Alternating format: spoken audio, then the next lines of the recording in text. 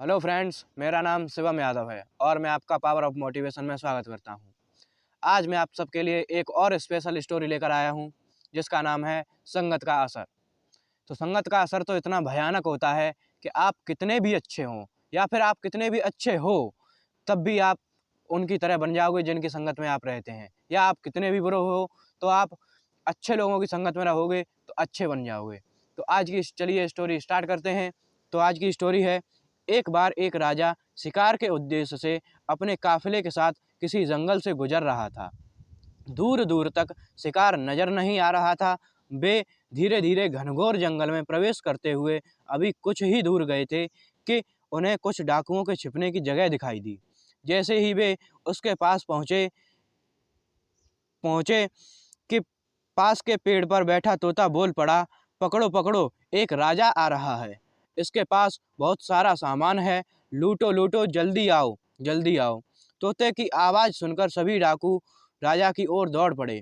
डाकुओं को अपनी ओर आते देख कर राजा और उसके सैनिक दौड़कर भाग खड़े हुए। भागते भागते कोसों दूर निकल गए। सामने एक बड़ा सा पेड़ दिखाई दिया। कुछ देर सुस्ताने के लिए उस पेड़ के पास चले गए।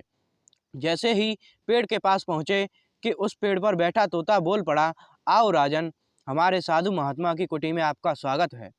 अंदर आइए, पानी पीजिए और विश्राम कर लीजिए। तोते की इस बात को सुनकर राजा हैरत में पड़ गया और सोचने लगा कि एक ही जाति के दो प्राणियों का व्यवहार इतना अलग अलग कैसे हो सकता है। राजा को कुछ समझ नहीं आ रहा था। वह तोते की बात मानकर अंदर साधु की कुटिया की ओर चला गया।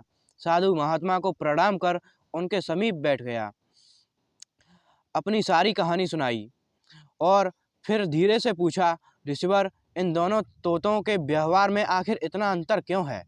साधु महात्मा धैर्य से सारी बातें सुनी और बोले, ये कुछ नहीं राजन, बस संगत का असर है। डाकुओं के साथ रहकर तोता भी डाकुओं की तरह व्यवहार करने लगा और उनकी ही भाषा बोलने लगा है। अर्थात जो जिस वातावरण में रहता है वह वैसा ही बन जाता है। कहने का तात्पर्य यह है कि मूर्ख भी विद्वानों के साथ रहकर विद्वान बन जाता है, और अगर विद्वान भी मूर्खों के संगत में रहता है तो उसके अंदर भी मूर्खता आ जाती है। इसलिए हमें संगत सोच समझ कर करनी चाहिए। इसलिए कभी भी बुरी संगत में ना बैठें, क्योंकि बुरी संगत में बैठने से आपका बहुत बड़ा नुकसान हो सकता है, यहाँ तक कि आपकी ज़िंदगी बर्बाद हो सकती है। और अगर आपको हमारी वीडियो पसंद आई हो तो हमारे चैनल को सब्सक्राइब ज़रूर करें और ज़्यादा से ज़्यादा शेयर करें।